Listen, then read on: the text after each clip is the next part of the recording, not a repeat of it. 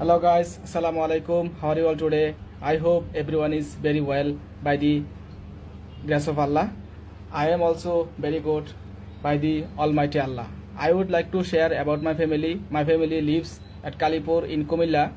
There are many members in my family. My grandparents died a long time ago. I don't have a father. He died 3 years ago in 2022. He was a farmer and worked in the field. He always support my family and hard work for my family. He is a honest and he all time good advice for me and my family. We are proud of have to my father. I love my father. Please pray for me, my father.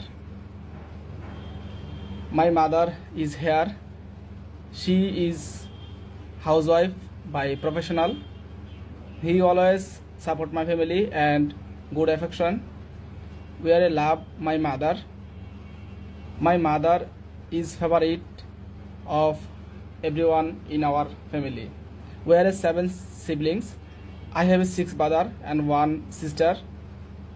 Everyone, including the sister, is married.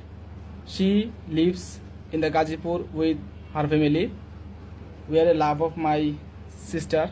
He also love me and my family. All of my elder brother are hardworking for my family. Some of them are abroad and some of in Bangladesh.